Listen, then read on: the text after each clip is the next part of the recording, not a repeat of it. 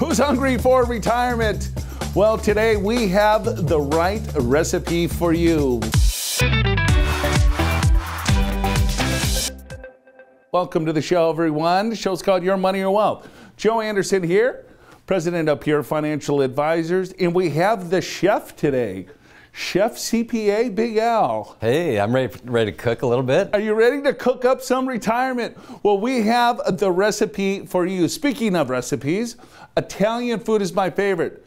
But when you're going to cook an Italian meal, what is the most important ingredient? What do you think, Big Al? Gotta be pasta. It's gotta be pasta. Pastaria! There we go. There's 350 different types of pasta that you can make your meal with. When you're thinking about making your overall retirement, there's 14 different plans. What do they have in common? Gotta be savings. Savings! That's today's Financial Focus. All right, let's break some stuff down here. 67% of private industry workers have access to a defined contribution plan. So if you work for a very large company, in most cases, still it's not 100%, 67% of those individuals have a retirement account. Private industry workers have access to a defined benefit. It's only 15. That defined benefit plan is that standard pension plan. 43% of public companies offer equity compensation. So if you're fortunate enough to work for these types of companies, you have different options, and we want to break all those down for you. So let's bring in the big man. Today we're going to talk about all kinds of different retirement plans. Some apply to employees or workers, working class. Others apply to small business owners, and some are executives or management. And Joe, I think this topic today applies to most of the workers out there. Yeah, let's start with the most common plans that most people have heard of or probably own or have. The standard 401k. Then you have the 403b or the 457. These are defined contribution plans. What a defined contribution plan means is that the contribution is defined for you by the IRS. Is that you can only put so many dollars into these plans. So you can either do it pre-tax or now after tax in a Roth component, but then they grow tax deferred and they're built for a vehicle for you to use in retirement. Yeah, and I think the important thing to know about these is generally you're making contributions from your salary. Your employer is likely matching to some level, but you're making the contributions yourself. And Joe, why don't we get into the limits there? Yeah, $23,000, or if you're over 50, it's $30,500. Average 401k employer match is right around that 4 to 6% range. So if you have a 401k and they are matching, what we see is that a lot of you don't take advantage of the full match. So make sure that you understand what that employer is matching to you or for you and making sure that you're getting that match. Most plans offer at least a couple of options, right? So understand what options that you have and make sure that you have a diversified portfolio based on your goals. And then eligible employees, such as school teachers or maybe people that work in a hospital, can have access to both the 403b and the 457. Both of these have the same contribution limits, so then you can sock away quite a bit of money here. Yeah, and if you qualify for both, Joe, it really is a great thing to be able to double up on that. So let's get into Roth IRAs, regular IRAs. So traditional, that's the regular IRA. That's generally a pre-tax contribution. It grows tax deferred. And then you pay the tax when you pull the money out in retirement. A Roth is kind of just the opposite. There's no tax deduction going in. It grows tax-free, but when you take the money out, it's 100% tax-free. Then you could also do a spousal IRA that allows you to, for your spouse, even though they're not working, to have an IRA based upon your earned income. Yeah, contribution limits for IRAs, $7,000, $8,000 if you're over 50. This is both the standard IRA and the Roth IRA. Eligibility, you have to have $146,000 if you're single for your modified adjusted gross income for a full contribution to the Roth IRA. Full eligibility for married people is $230,000. Now remember, if you want to put money into a standard IRA and your income is over these limits, you're still able to put money into a standard IRA. However, you won't be able to take the tax deduction, but it's an after-tax contribution that would sit in that IRA. Some people then would convert that to a Roth IRA. That's called the back door. Minors can also have an IRA as long as they have earned income. Okay, we'll talk about defined benefit plans. These are kind of some of the older plans that used to be more prevalent. They're still around though for a lot of companies, particularly larger companies. So there's three basic kinds. One that would be kind of the typical defined benefit plan or pension plan. That's where you're getting a guaranteed monthly payment based upon a certain benefit.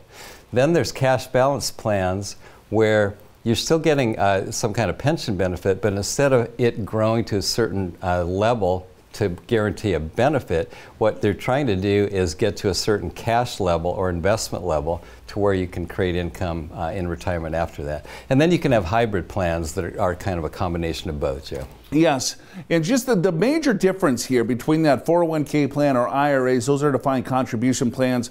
You can only put so many dollars in, you have to be eligible and you have to qualify. The defined benefit plan is just the opposite. They're trying to define the benefit, and so you can fund these plans with a lot more money, because at the end when you hit retirement, we want these dollars to be big enough to maybe pay you a certain dollar figure for the rest of your life, or have this cash balance amount at the day of retirement, or there could be some hybrid plans as well. Just know, most defined benefit plans, they're funded with pre-tax dollars. So either the employer's doing it and getting that tax deduction, or if it's a hybrid plan, so all of those dollars that come out to you as an income stream, they're going to be taxed at ordinary income. Yeah, and you got to be aware of that. And if you're a part of a defined benefit plan and IRA or 401k, you end up with a lot of money in these accounts or a lot of income from them, then just be aware you may have a tax problem later on. Hey, we're talking about recipes for retirement. How about a blueprint for your retirement? Go to yourmoneyyourwealth.com. It's our special offer. It's brand new, folks. Go to yourmoneyyourwealth.com, click on the financial blueprint. You put your data in there and you will get a full blueprint for free of your overall retirement. It's a great, useful guide. Make sure you take advantage of it. Yourmoneyyourwealth.com, click on that special offer. Got to take a break. We got more cooking to do. We got your recipe for retirement right here. We'll be right back.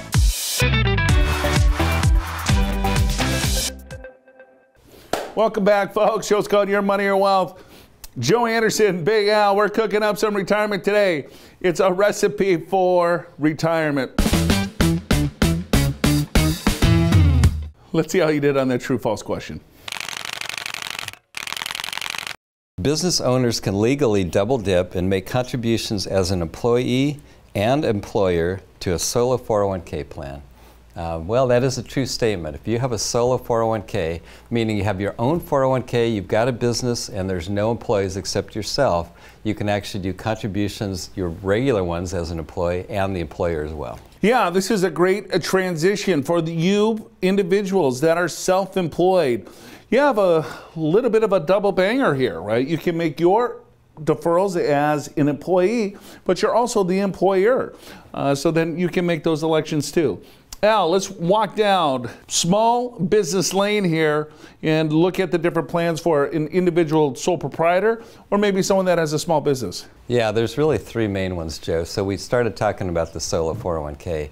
So it is like a regular 401k, same limits, but it's when you have no employees, it's just yourself. Or yourself and your spouse still counts as a single employee. So that's a traditional 401k. It's very good, as we talked about, because you can do the employee and the employer. The SEP IRA is an even simpler plan. It's the same contribution limits as a solo, except you can't do the employee part.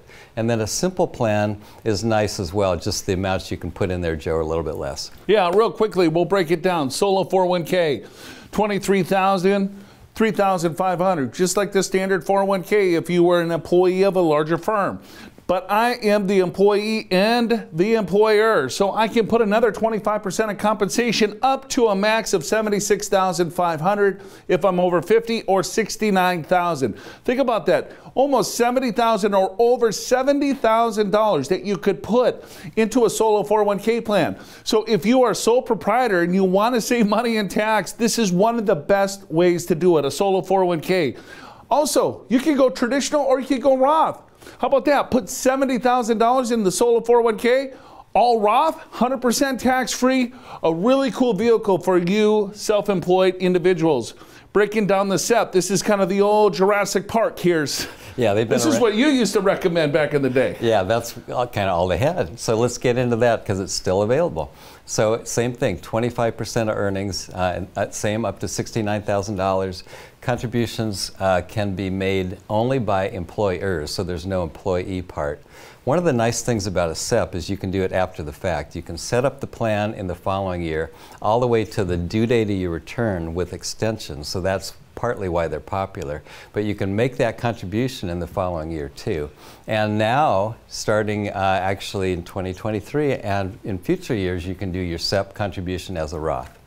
Simple plans. This is if you have employees. So with the SEP plan, you have to make employee contributions. So if you have a bunch of employees, maybe the SEP is not all that great. It's really cheap to set up, but this might be a little bit better plan. This is a simple IRA. It's super simple here, right? $16,000 or $19,500 if you're over 50. Right? A little bit cheaper to set up, but you have to have employee match. So the employer match is up to 3% of the participants. Tax withdrawals on retirement, early withdrawal could be 10 to 25%. So some people will set these up, small business owners, and then they cash them out the next year trying to get that tax deduction. IRS doesn't really care for that. Those are the plans. If you're self-employed, you have a lot of options. If you need help with this, go to yourmoneyyourwealth.com, click on our financial blueprint. You put your data in there and you will get a full blueprint for free of your overall retirement. It's a great, useful guide. Make sure you take advantage of it. That's our gift to you. A lot of really cool things, a lot of good information. Get financially prepared. We got to take a break. Show's called Your Money, Your Wealth. Hey, welcome back, folks. Show's called Your Money, Your Wealth. Joe Anderson and Big Al, we're hanging out. We're answering your money questions in a little bit. But before we're doing that, we're getting your recipe for retirement dialed in. Go to yourmoneyyourwealth.com. We got a free gift for you today. Go to our special offer. It's our financial blueprint. Do you have a blueprint for retirement? Well, this is your opportunity to do so. Ask you a few questions about your overall situation. Hit the button. Boom. Here comes a blueprint for you. Let's see how you did on that true-false question. Almost half of S&P 500 companies offer employee stock purchase plans to their employees. Joe, I think that's a true statement, but what are the numbers? 49%, Big Al. Okay, that's about 50. How many people out there actually know what a Russell 3000 company is? I bet you the 3,000 companies that do, the employees of those. 38%. So if you work for larger companies, publicly traded companies, right, a lot of those have kind of unique plans, especially as you go up the ladder into management in executive level. RSUs, NSOs, ISOs, what is that? Non-qualified stock options, incentive stock options, and you got the ESPP. We're going to bring in the CPA to kind of break all this stuff down, Big Al. Let's start with RSUs. Okay, RSU, Restricted Stock Unit. So this is when a company grants access to a certain amount of shares. They vest over time. Instead of you buying the shares, you get the shares, but you have to work a certain amount of time to get them. Generally, when they vest, they are taxable for whatever the current value is. And the value, if it's a public company, you know exactly what the value is. If it's a private company, well, then usually the board of directors figure out maybe once a quarter or however often they do it, they figure out the value. And you are taxed as ordinary income. Whatever the value is, Joe, that gets added right to your W-2. And so, yeah, you have to pay tax on the value, but then you have the stock. It's compensation is basically what it is. Instead of paying you cash, they're paying you with stock. And if it's a really fast-growing, great company, now we've seen a lot of people grow a lot of wealth with these types of arrangements. Yeah, no question. So the second one would be a stock option. There's non-qualifying stock options and incentive stock options. So you have a right to buy stock at a certain price in the future. Regardless of what the stock price, maybe you have the right to buy the stock at $10 a share, and it will vest just like a restricted stock unit, but at the vesting date, you're allowed to buy shares at that specified price.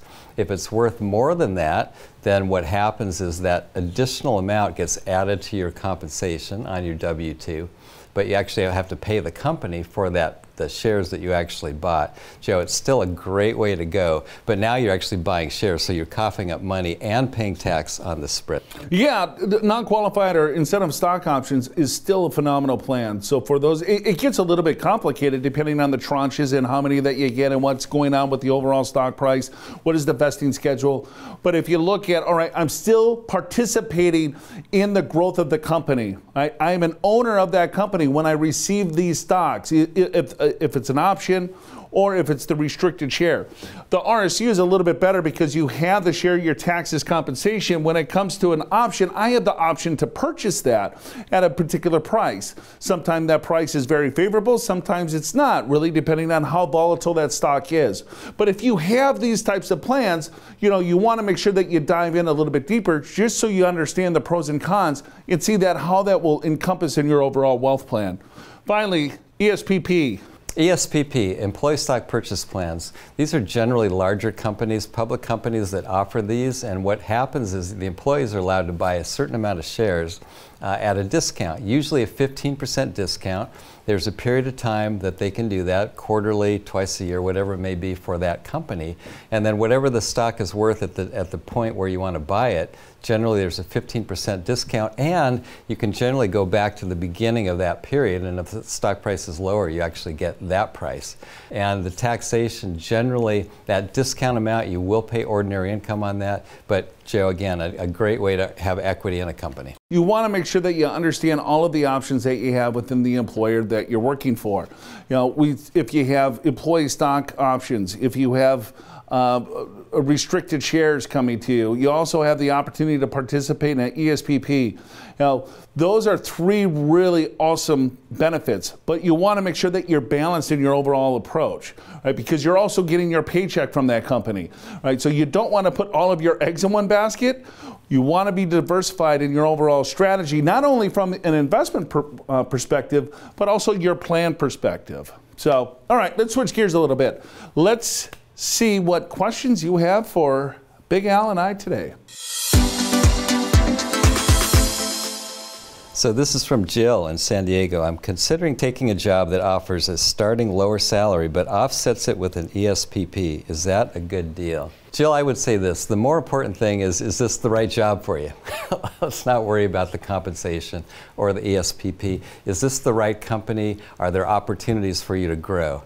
But I will say, to get specific to your question, if you have two identical companies, two identical jobs, two identical opportunities, the one that has the ESPP plan might be a better way to go, as long as you feel really good about the prospects of the company.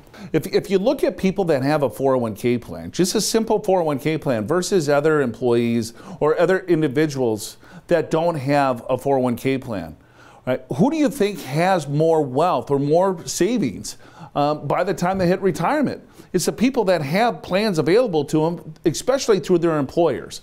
So making sure that you understand your benefits, and that's a really good benefit. So yeah, you might want to lean towards there, depending on how big of a discount of a paycheck that you're going to get. Probably need that information too. Let's go to the next question. This is from Kyle in Seattle. I have an S-corp, and all of my earnings are used for expenses, so I have no wages. Can I still contribute to a plan? Kyle, no. Unfortunately, you can't. You got to have wages to be able to contribute to any of these plans. All right, that's it for us, folks. Go to the website, click on that special offer. It's our financial blueprint. It's brand new. You're going to love it. All right, it's going to take you about 5 minutes to fill out. It's going to give you the blueprint that you need to make sure that you can make it to retirement. Have the retirement that you want. YourMoneyYourWealth.com. Click on the financial blueprint. Start doing this stuff on your own. Get a good start. And that's our gift to you. That's it for us. Hopefully you liked Recipe for Retirement. For Big Al Clopine, I'm Joe Anderson. We will see you next time, folks.